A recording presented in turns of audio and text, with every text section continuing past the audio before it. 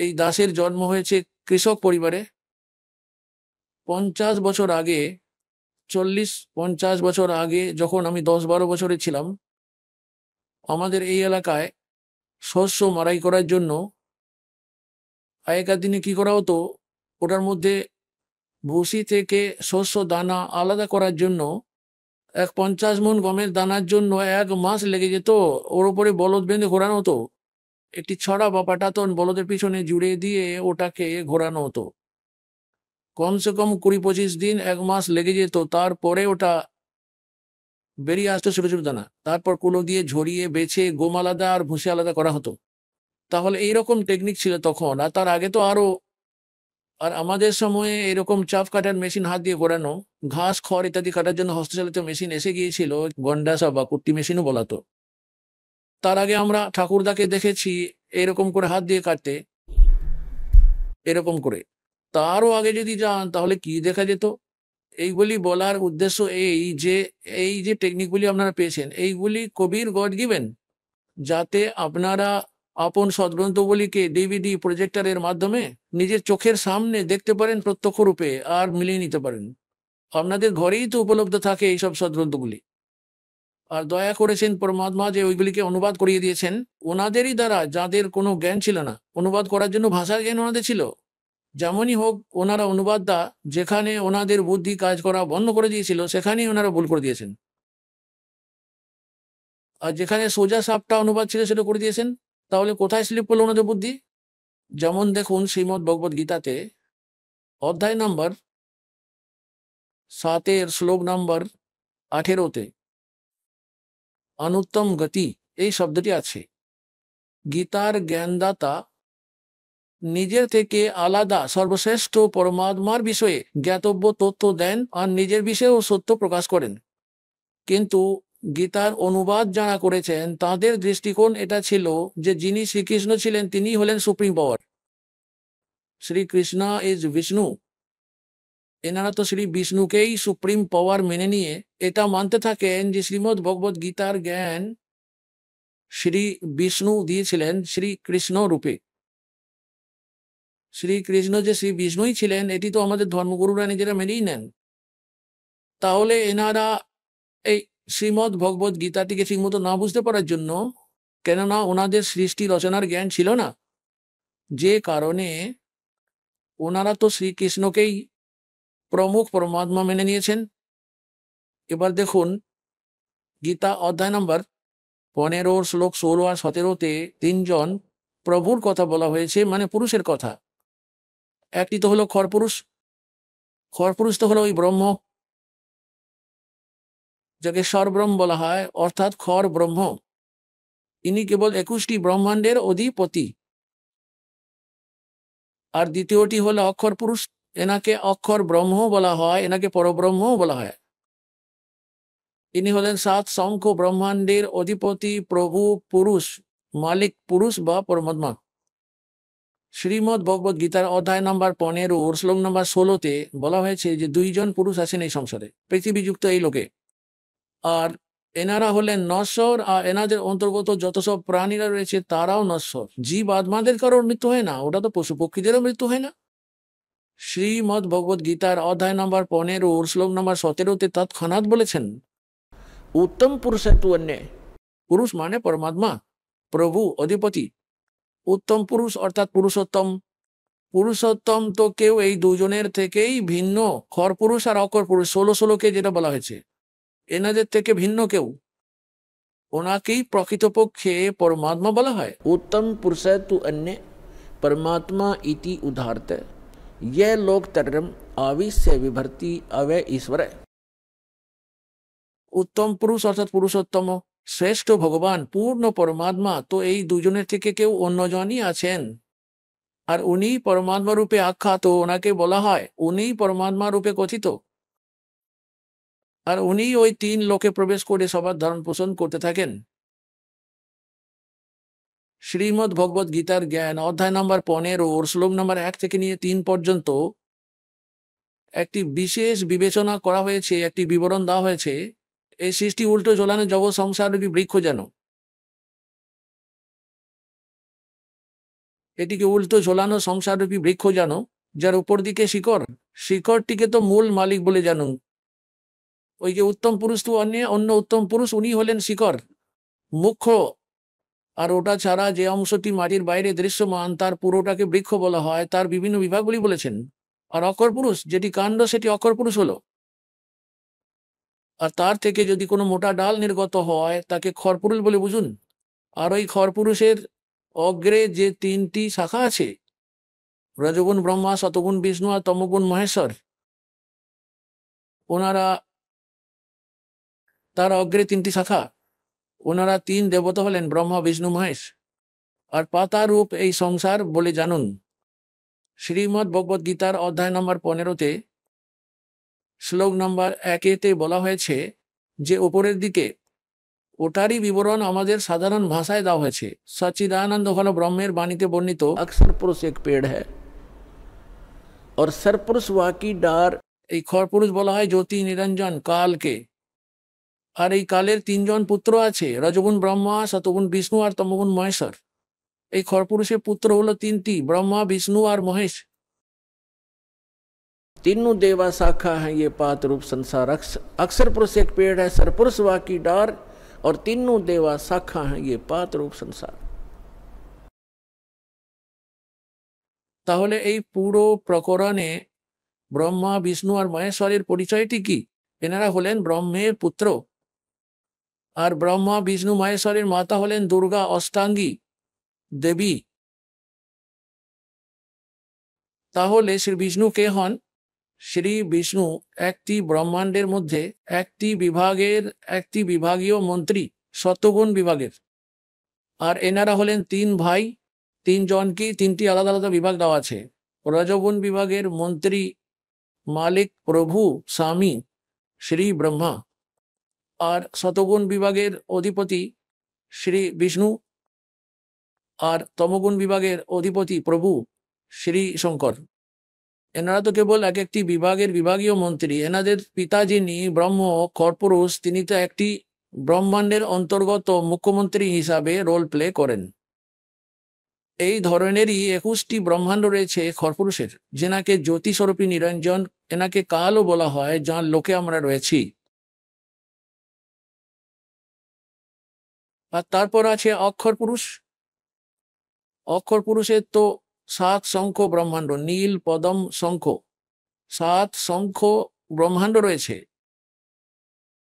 আর আবার তৃতীয় জন রয়েছেন ওই পরম অক্ষর পুরুষ, उत्तम पुरुष है तू अन्य। উনি তো ওভারঅল কন্ট্রোলার রয়েছেন অসংখ্য ব্রহ্মাণ্ডের, ইনক্লুডিং খরপুরুষের, অক্ষর পুরুষের, এনাদের উপর, এনাদের অতিরিক্ত যত সমস্ত ব্রহ্মাণ্ডগুলি রয়েছে, পুরো বিশ্ব রয়েছে, জগৎ সংসার রয়েছে, ওই সববারই মালিক হলেন ওই মুখ্য মালিক তিনি। উনি সংসার রূপী বৃক্ষের শিকড়, মূল হন, যেখান থেকে পুরো বৃক্ষটি মূল থেকে আহার প্রাপ্ত হয়ে থাকে। এই রকম করে পরমাত্মা, কবির ভগবান, পরম অক্ষর পুরুষ, উনি সবার পালন কর্তা। আবার এটা দেখুন, যে মহাপুরুষদের পরমাত্মার দেখা মেলে, ওনাদের মধ্যে একজন ছিলেন সদেব হরিদাস সাহেবজি, গ্রাম সুরানি, জেলা ঝজ্জর নিবাসী। উনি কি বললেন? পরমাত্মাকে স্বচক্ষে দেখে, পরমাত্মার সঙ্গে পরিচিত হয়ে সারা সৃষ্টি, সমস্ত ব্রহ্মাণ্ডগুলিতে আর পরমাত্মার দ্বারা রচয়িত সৃষ্টির সঙ্গে ভালোভাবে পরিচিত হয়ে বলেন, अनंत कोटि ब्रह्मांड का एक रति नहीं भारे, सतगुरु पुरुष कबीरे हैं ये कुल के सिरजनहारे। ওই কবির কে উনি? हम सुल्तानी नानक तारे, दादू को उपदेश दिया, जात जुलाहा भेद न पाया, वो काशी महे कबीर हुआ। এবং তিনি হলেন সমগ্র ব্রহ্মাণ্ডগুলির স্রষ্টা, আদি মূল মালিক। আবার আমরা গীতায় ফিরে আসি। শ্রীমৎ ভগবত গীতা অধ্যায় নম্বর 15 শ্লোক 17-তে, उत्तम पुरुष है तू अन्य, परमात्मा इति उदारत। ये लोक तरम आविश्य विभर्ति अवय ईश्वर है।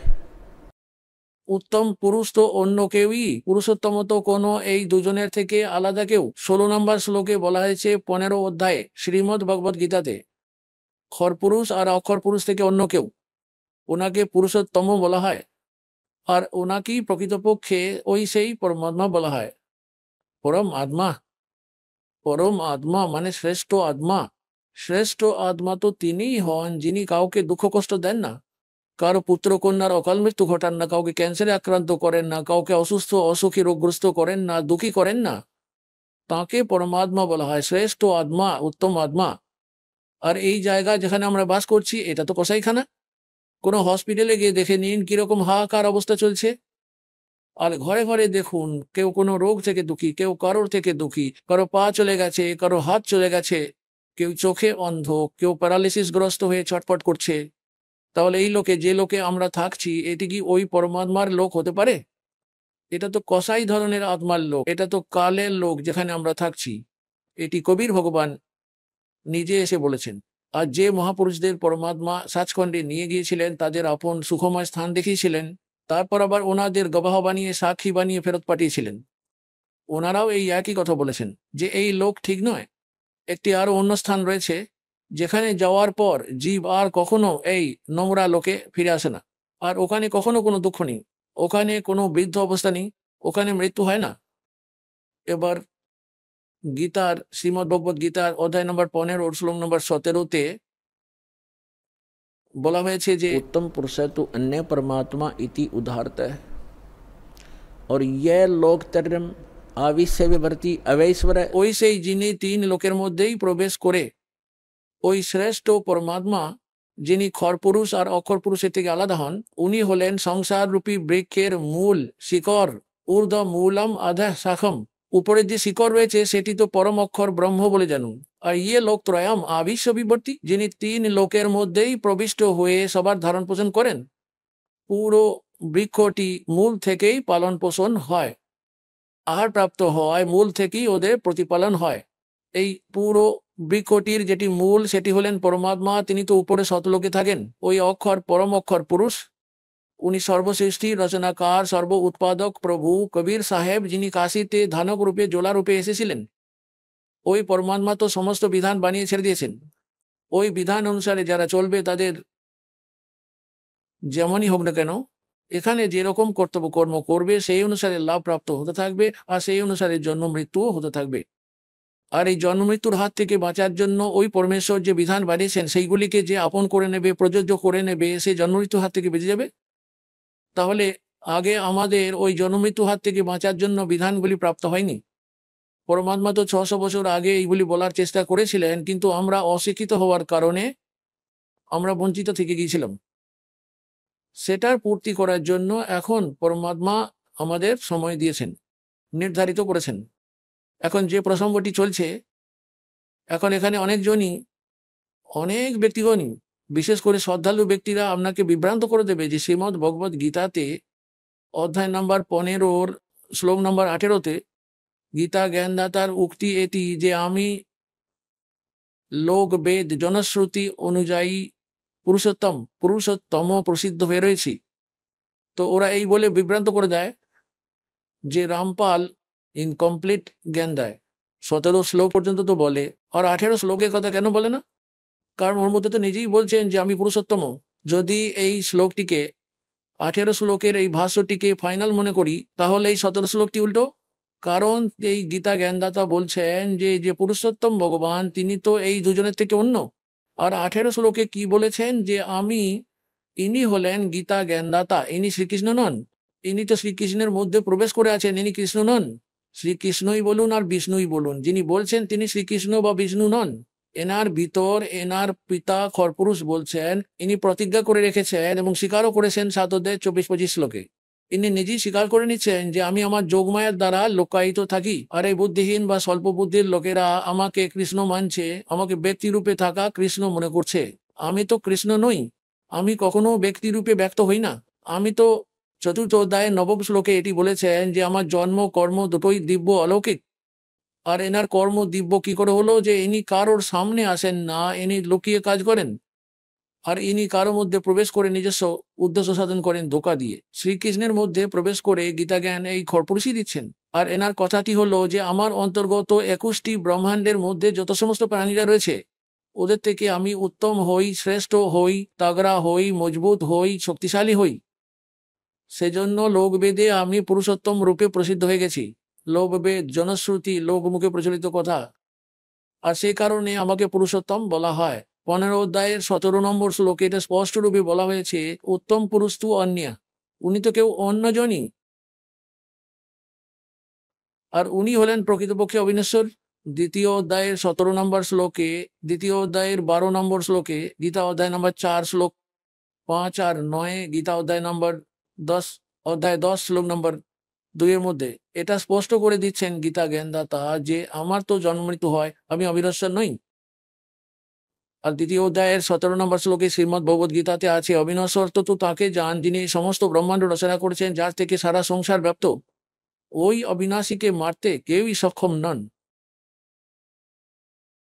আর নিজের বিষয়ে বলেন যে তোমার আমার জন্ম মৃত্যু তো হতেই থাকে, কিন্তু 18 অধ্যায়ের 62 শ্লোকে বলেছেন যে অর্জুন তুই সম্পূর্ণ ভক্তিভাব নিয়ে ওই পরমেশ্বরের শরণে যা, ওনারই কৃপায় পরম শান্তি আর সনাতন পরম ধামকে প্রাপ্ত করতে পারবি। আর শ্রীমদ্ ভগবদ গীতার অধ্যায় নম্বর 15 শ্লোক নম্বর 1 থেকে 4 অর্থ হলো, সারাংশ হলো, উল্টো ঝোলানো সংসাররূপী একটি বৃক্ষ রয়েছে, তার উপরে শীর্ষে তো পরমাত্মা, যিনি সবার ধারক পালনকর্তা, সবার, যার থেকে সবার উৎপত্তি হয়েছে, যিনি সর্ব উৎপাদক প্রভু, তিনি সতলোকে উপরে থাকেন, তিনি হলেন সংসাররূপী বৃক্ষের শিকড়। আর অক্ষর পুরুষকে তো কাণ্ড ধরুন। খরপুরুষ তো হলো কাল, যিনি গীতার জ্ঞান দিচ্ছেন শ্রীকৃষ্ণের মধ্যে প্রবেশ করে, ইনি হলেন একটি ডাল, একটি মোটা ধরনের ডাল ধরুন। এরপরে 3টি শাখা হলেন ব্রহ্মা, বিষ্ণু, মহেশ্বর। সমগ্র সৃষ্টিটি এভাবে বুঝে নিন। আর পাতা রূপে সংসার। তো ইনি স্বয়ং বলতে চাইছেন গীতার অধ্যায় নম্বর 15 শ্লোক নম্বর 1 থেকে 4 সংক্ষিপ্ত সার হলো, একটি উল্টো ঝোলানো সংসাররূপী বৃক্ষ রয়েছে, আর যিনি এটির সমস্ত বিভাগগুলি বলবেন, যেমন চতুর্থ অধ্যায়ের 32 আর 34 শ্লোকে বলা হয়েছে যে সচ্চিদানন্দ ঘন ব্রহ্ম, অর্থাৎ ব্রহ্মণঃ মুখে, ব্রহ্মণঃ মানে সচ্চিদানন্দ ঘন ব্রহ্মের মুখকমল থেকে উচ্চারিত বাণীর মাধ্যমে এই তত্ত্ব জ্ঞান বিস্তারিতভাবে বলা হয়েছে। যে যজ্ঞগুলির ব্যাপারে, যজ্ঞ মানে হচ্ছে ধার্মিক অনুষ্ঠান, এই বিষয়ে সত্য তথ্য বিস্তারিতভাবে বলা হয়েছে। আর চতুর্থ অধ্যায়ের 34 শ্লোকে বলা হয়েছে যে ওই জ্ঞানটিকে তুই তত্ত্বদর্শী সন্তদের কাছে গিয়ে বুঝে নে। গীতার জ্ঞানদাতা বলেন আমার জানা নেই ওই জ্ঞানটি, তো না হলে আরো একটি অধ্যায় জুড়ে দিতেন 19তম, যে ওই তত্ত্ব জ্ঞানটি এবার শোনো, এর মধ্যে বলছি। ওই তত্ত্ব জ্ঞানটির সঙ্গে পরিচিত ছিলেন না। চতুর্থ অধ্যায়ের 32তম শ্লোকে গীতাতে বলা হয়েছে যে ওই জ্ঞানটিকে সচিদানন্দ ঘন ব্রহ্ম, অর্থাৎ পরম অক্ষর ব্রহ্ম আপন মুখকমল থেকে বলেন, তিনি নিজে এসে গিয়ে বলেন, আর ওনার অমৃত বাণীতে এইগুলি লিপিবদ্ধ করা হয়, কবির বাণীতে। ওইগুলি হলো তত্ত্বজ্ঞান। চতুর্থ অধ্যায়ের 34তম শ্লোকে বলা হয়েছে গীতাতে, ওই জ্ঞানটিকে তুই তত্ত্বদর্শী সন্তদের কাছে গিয়ে বুঝে নে। ওনাকে দণ্ডবোধ প্রণাম করলে, ছলকপট ছেড়ে বিনম্রতাপূর্বক সেবা করে প্রশ্ন করলে ওই তত্ত্বদর্শী সন্ত তোকে তত্ত্বজ্ঞানের উপদেশ দেবেন। এর থেকে প্রমাণিত হয়ে গেল এখানে গীতার অধ্যায় নম্বর 15 শ্লোক নম্বর 1 ওই কনসেপ্টটিকেও ক্লিয়ার করে দেওয়া হয়েছে যে ওই তত্ত্বদর্শী সন্ত তিনি হবেন যিনি উল্টো ঝোলানো সংসাররূপী বৃক্ষের সমস্ত বিভাগগুলি বলে দেবেন। যেমন পরমেশ্বর স্বয়ং নিজে চলে আসেন এবং তত্ত্বদর্শী সন্তের ভূমিকা পালন করেন, ভগবান তিনি স্বয়ং নিজেই আছেন। কবির সাহেব বলেন, अक्षर पुरुष एक पेड़ है, सरपुरुष वा की डार, निरंजन वा की डार, और तीनों देवा शाखा है, ये पात रूप संसार। আর ওই শিকড়টির অপশন ছেড়ে দিয়ে গিয়েছিলেন পরমাত্মা তাঁর এই দাসকে পাঠিয়েছেন সেই রহস্য খোলার জন্য। কবির দেবী হলেন সেই শিকড়, আল্লাহ আকবর, তিনি পরম অক্ষর ব্রহ্ম, শিকড় সমগ্র জগৎ সংসারের। তাহলে এখানে এটিও বলা হয়েছে যে ওই উল্টো ঝোলানো সংসার রূপী বৃক্ষের সমস্ত বিভাগগুলির সঙ্গে পরিচিত যিনি, তিনি সায়া বেদবিদ, তিনি বেদের তাৎপর্যগুলিকে সঠিকভাবে জানেন, অর্থাৎ তত্ত্বদর্শী সন্ত। আর অতঃপর পরমেশ্বরের 15 অধ্যায়ের 4র্থ শ্লোকে লেখা আছে, তত্ত্বদর্শী সন্ত প্রাপ্তি হয়ে যাওয়ার পর ওই পরমেশ্বরের ওই পরম পদের অন্বেষণ করা উচিত, যেখানে যাওয়ার পর সাধক ফিরে এই সংসারে আর কখনো আসে না। আর যে পরমেশ্বর সমস্ত ব্রহ্মাণ্ডগুলি রচনা করেছেন, আর শুধু তাঁরই ভক্তি করো। গীতা জ্ঞানদাতা নিজের থেকে অন্য পুরুষোত্তম পরম অক্ষর ব্রহ্মের ভক্তি করার নির্দেশ দিয়েছেন, যাতে আপনি জন্ম আর মৃত্যুর চক্র হতে বেঁচে যান। 7ম অধ্যায়ের 29 শ্লোকে গীতা জ্ঞানদাতা বলেন, যে আমার এই জ্ঞানের আশ্রয় যিনি করে নেন, অর্থাৎ তত্ত্বদর্শী সন্তের খোঁজ যিনি পেয়ে গেছেন আর তত্ত্ব জ্ঞানের সঙ্গে যিনি পরিচিত হয়ে যান, जरा मरण मोक्षाय यतन्ति ते जरा मरण मोक्षाय यतन माम आश्रित यतन्ति ते ये तत्ब्रह्म विदु कर्षणम अध्यात्म अखिल च कर्मम कर्मम च अखिलम। এটার অর্থ এই যে আমার এই জ্ঞানকে যে আশ্রয় করে, আমার এই জ্ঞানের উপর ভিত্তি করে যে তত্ত্বদর্শী সন্তের খোঁজ করে নেয়, ওই ওই ব্যক্তি কেবল ওরা কেবল সেই তৎব্রহ্মের সঙ্গে আর সমস্ত আধ্যাত্মিক জ্ঞানের সঙ্গে আর সমস্ত কর্মের সঙ্গে পরিচিত থাকবে, যারা কেবল জরা আর মরণের হাত থেকে বাঁচার জন্য প্রচেষ্টা করতে থাকে। জরা মানে বৃদ্ধ অবস্থার দুঃখ কষ্ট, আর মরণ মানে মৃত্যু, এই বুড়ো বয়সের দুঃখ আর মৃত্যুর দুঃখের জন্য এইগুলির হাত থেকে বাঁচার জন্য যিনি প্রচেষ্টা করছেন, উনি তৎব্রহ্মের সঙ্গে পরিচিত হয়ে গেছেন, উনি আমার এই জ্ঞানের আশ্রয় করে নিয়েছেন, উনি তত্ত্বদর্শী সন্তের খোঁজ করে নিয়েছেন, উনি তৎব্রহ্মের সঙ্গে পরিচিত আছেন, সমস্ত আধ্যাত্মিক জ্ঞানের সঙ্গে পরিচিত আছেন, আর এখানে সর্বকর্মের সঙ্গে পরিচিত আছেন। এই সংসারে কোনো বস্তুর প্রতি ওনার কামনা নেই, উনি কেবল জরা মানে বৃদ্ধ অবস্থা এর দুঃখ থেকে, আর মরণ মানে মৃত্যু, এইগুলির হাত থেকে বাঁচার প্রচেষ্টাই করতে থাকেন। এখন অষ্টম অধ্যায়ে শ্রীমদ্ ভগবদ গীতার অষ্টম অধ্যায়ে 1 নম্বর শ্লোকে অর্জুন প্রশ্ন করেছিলেন, किम तत्ब्रह्म किम अध्यात्म किम कर्म पुरुषोत्तम। এখন অর্জুন তো শ্রীকৃষ্ণকেই পুরুষোত্তম বলে মনে করেছিলেন যে ইনি বিষ্ণু, কিন্তু গীতা জ্ঞানদাতা তো বলছেন পুরুষোত্তম কেউ অন্যজন আছেন। তখন অর্জুনের মনে প্রশ্ন এলো, কিম তৎব্রহ্ম। এখন অর্জুন জিজ্ঞাসা করছেন যে ওই যে তৎব্রহ্ম বলছেন, ওই তৎব্রহ্মটিকে, উনি কে, যাকে জানার পর কেবলমাত্র জরা আর মরণের হাত থেকে বাঁচার জন্যই প্রচেষ্টা করতে থাকে সাধক, আর কোনো এই লোকের কোনো বস্তু পাওয়ার ডিমান্ড করে না। এটাই হলো ভাবার্থ। গীতার 8 অধ্যায়ে 3 নম্বর শ্লোকে উত্তর দিয়েছেন যে তিনি হলেন পরম অক্ষর ব্রহ্ম, অর্থাৎ তিনি গীতা জ্ঞানদাতা থেকে অন্য কেউ আলাদা। এই জন্য 8 অধ্যায়ের 5 আর 7 নম্বর শ্লোকে গীতার জ্ঞানদাতা বলেন, আমার ভক্তি কর, যুদ্ধও কর, আর আমার উপর বিশ্বাস রাখ, আমার ভাবনায় ভাবিয়ে থাক, আমাকেই প্রাপ্ত হয়ে যাবি। আপন মন্ত্র ব্যক্ত করে দেয় 8 অধ্যায় 13 নম্বর শ্লোকে। ओम इति एकाक्षरम ब्रह्म व्यवहारण माम अनुस्मरण यह प्रियाति तदन्देहम सयाति परमाम गतिम। আমারও ব্রহ্মের কে বলে কি ওম অক্ষর আছে, নাথিং এলস, এর অতিরিক্ত আর কিছু নেই। উচ্চারণ করে জপ করতে থাকাকালীন यह प्रियाति तदन्देहम যিনি দেহ ত্যাগ করে চলে যান, सयाति परमाम गतिम। উনি ওম নামের জপ থেকে প্রাপ্ত যে পরম গতি, সেই গতি লাভ করেন। আর ওম নামের জপ থেকে কি প্রাপ্তি হয়? ব্রহ্মলোক লাভ হয়, কারণ এটি ব্রহ্মের মন্ত্র। আর গীতা অধ্যায় নম্বর 8 শ্লোক নম্বর 16তে বলেছেন যে ব্রহ্মলোক পর্যন্ত এই সমস্ত লোক সকল পুনরাবর্তিশীল, ওখানে যাওয়ার পরেও প্রাণীরা আবার এই জন্মমৃত্যু চক্রে ফিরে আসে। এটি ওই স্থান নয় যেখানে যাওয়ার পরে সাধক আর কখনো ফিরে আসে না। 15 অধ্যায়ের 4র্থ শ্লোকে যে কথা বলা হয়েছিল। তাহলে এই ব্রহ্ম সাধনা করলেও ব্রহ্মলোকের প্রাপ্তি হয়, কিন্তু ব্রহ্মলোকে যাওয়া প্রাণীরাও পুনরাবর্তিশীল হয়, আর তারা আবার জন্মমৃত্যুর আবর্তে আসে। সেজন্য 18তম অধ্যায়ে 62তম শ্লোকে বলা হচ্ছে যে অর্জুন, তুই সর্বভাবে ওই পরমেশ্বরের শরণে যা, ওনার কৃপাতেই তুই পরম শান্তি আর সনাতন পরম ধামকে প্রাপ্ত করতে পারবি, ওই পরমেশ্বরের কৃপাতেই।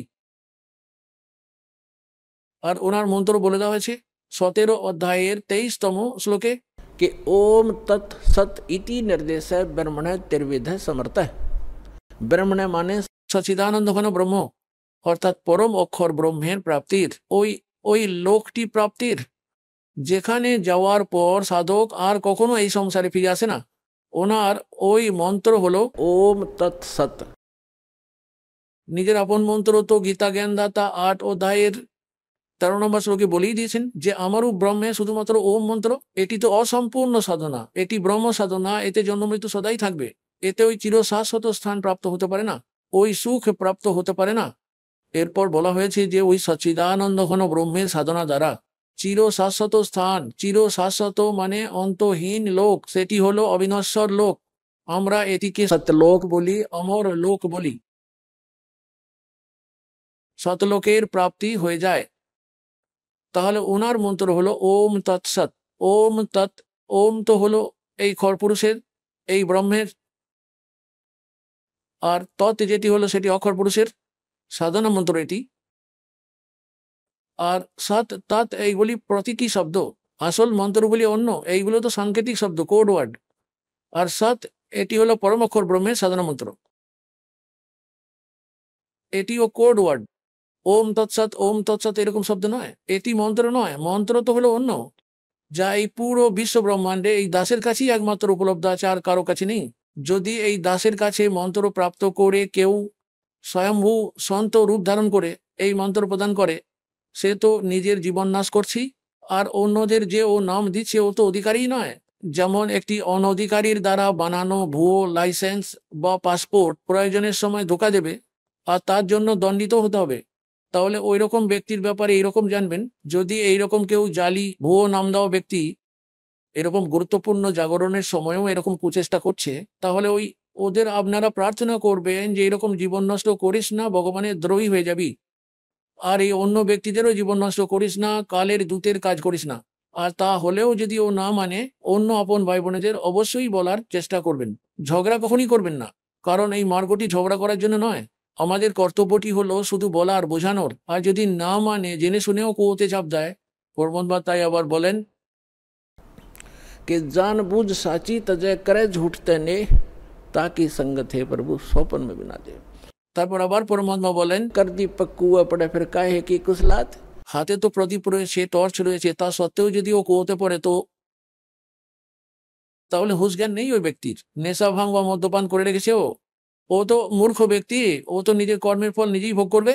আপনি নিজে দোষমুক্ত হয়ে যান, একবার একটি প্রার্থনা ওকে অবশ্যই করবেন যে এই যে ব্যক্তি আপনি গুরু বানিয়ে বসে আছেন, এই গুরু ঠিক নেই, এ অধিকারী নয় নাম দেওয়ার জন্য। এই ধরনের যদি কেউ স্বয়ম্ভূ সন্ত হয়ে বসে থাকে, তাহলে সে অধিকারী নয়।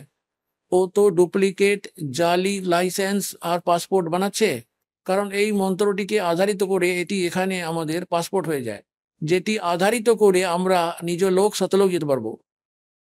আর এটি জানতে পারা যাবে মৃত্যুর পরে, যখন আমরা প্ল্যাটফর্মে পৌঁছে যাবো এটিকে নিয়ে। কোনো সুযোগ সুবিধা তো পাবেনই না, উপর থেকে সাজা আরও পেয়ে যাবেন, দণ্ডিত করাবে আপনাকে। তাহলে যে প্রসঙ্গটি চলছে সেখানে আমরা ফিরে আসি, যে সচিদানন্দ ঘন ব্রহ্মকে পাওয়ার এই 3 মন্ত্রের জপ করার জন্য প্রবধান আছে, নির্দেশ আছে, ডাইরেকশন দেওয়া আছে, আর অন্য কিছু নয়। নির্দেশ মানে ফাইনাল সিদ্ধান্ত, আদেশও আবার নির্দেশও, পথ নির্দেশও দিয়েছেন।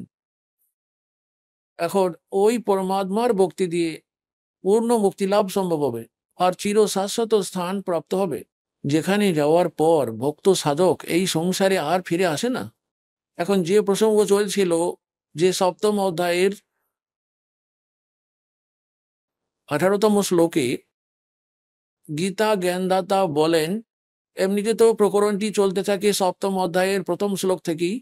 তার মধ্যে বলতে থাকেন গীতা জ্ঞানদাতা যে অর্জুন, তোকে আমি এমন জ্ঞান শোনাবো যেটি জেনে নেওয়ার পর কিছুই আর জানার বাকি থেকে যাবে না। আর গীতা অধ্যায় নম্বর 7 শ্লোক নম্বর 12 থেকে নিয়ে 15 পর্যন্ত স্পষ্টভাবে বলা আছে, এই 3 গুণ রজগুণ ব্রহ্মা, শতগুণ বিষ্ণু আর তমগুণ মহেশ্বরের সাধনা যারা করেন, তারা মনুষ্যদের মধ্যে রাক্ষস স্বভাব ধারণ করে থাকা নীচহীন দূষিত কর্মকারী মূর্খ। এখন পুণ্যাত্মগণ এগুলি দাস বলছে না, আমাদের নিজেদের সদ্গ্রন্থগুলি আর তার মধ্যে লেখা ইতিহাস বলছে। 3টি গুণই রজগুণ ব্রহ্মা, শতগুণ বিষ্ণু আর তমগুণ মহেশ্বর। এটি তো অনেকবার প্রমাণিত করেও দেখিয়েছি। শ্রীমদ্ দেবী ভাগবত সচিত্র মোটা ধরনের 3য় স্কন্ধ 123 পৃষ্ঠা, গীতা প্রেস গোরখপুর থেকে প্রকাশিত করতে পারি আমরা, যার মধ্যে স্বয়ং শ্রী বিষ্ণু স্বীকার করেন আপন মাতার স্তুতির মাধ্যমে যে তুমিই হলে শুদ্ধ স্বরূপা, এই পুরো জগৎ সংসার তোমার থেকেই উজাগর হয়েছে। আমি ব্রহ্মা আর শঙ্কর, বিষ্ণুজি বলছেন, আমরা 3 জনই নশ্বর, আমাদের জন্ম মৃত্যু হতে থাকে, কেবলমাত্র আপনি হলেন নিত্য। তারপর ভগবান শঙ্কর বলেন, যদি ব্রহ্মা আপনার পুত্র হয়, তাহলে আমিও তো আপনার পুত্র। আমি হলাম তমগুণ, 3 গুণ থেকে উৎপন্ন আমরা, ব্রহ্মা বিষ্ণু আর মহেশ্বর, রজগুণ ব্রহ্মা, শতগুণ বিষ্ণু আর তমগুণ মহেশ্বর, কেবলমাত্র নিয়ম মাফিক কাজই করতে পারি। আর মার্কণ্ডেয় পুরাণ গীতা প্রেস গোরখপুর থেকে প্রকাশিত সচিত্র মোটা টাইপ 123 পৃষ্ঠায় বলা আছে, মার্কণ্ডেয়জি বলছেন যে এই তিনজনই হলেন দেবতা আর এই তিনজনই হলেন তিন গুণ, আর এনারা হলেন ব্রহ্মের প্রধান শক্তি। ব্রহ্ম বলা হয় খরপুরুষ কালকে, এনারা হলেন প্রধান শক্তি। এই তিনজনই এনার তিন মন্ত্রী হন, এনারাই হলেন তিনজন দেবতা, এনারাই হলেন তিনজন গুণ, রজগুণ ব্রহ্মা, শতগুণ বিষ্ণু আর তমগুণ মহেশ্বর। আরেকটি মুম্বাই থেকে প্রকাশিত হয়েছে একটি খেমরাজ শ্রীকৃষ্ণ দাস প্রকাশন মুম্বাই থেকে, ওটার তৃতীয় স্কন্ধে লেখা আছে, শঙ্কর ভগবান নিজেই বলেন, যদি আপনি আমাদের উপর দয়াযুক্তই হলেন, হে মাতা, আমাকে আপনি তমগুণ কেন বানিয়ে দিলেন, বিষ্ণুকে শতগুণ কেন বানিয়ে দিলেন, আর ব্রহ্মাজিকে কেন রজগুণ বানিয়ে দিলেন? ইতি সিদ্ধম রজগুণ ব্রহ্মা শতগুণ বিষ্ণু তমগুণ মহেশ্বর। তো শ্রীমদ্ ভগবদ গীতা অধ্যায় নম্বর 7 শ্লোক 12 থেকে নিয়ে 15 পর্যন্ত নিষ্কর্ষ হলো এটা, যে গীতা জ্ঞানদাতা হলেন খরপুরুষ এই ব্রহ্ম, আর তিনি বলছেন যে রজগুণ ব্রহ্মা, শতগুণ বিষ্ণু আর তমগুণ মহেশ্বরের সাধনা যারা করেন, এনাদের ইষ্টরূপে পূজা যারা করেন, তারা রাক্ষস স্বভাব ধারণকারী, মানুষের মধ্যে নিম্ন শ্রেণীর দূষিত কর্মকারী মূর্খ। এরা তো আমার উপাসনাও করে না, অর্থাৎ ব্রহ্ম সাধনাও এরা করে না,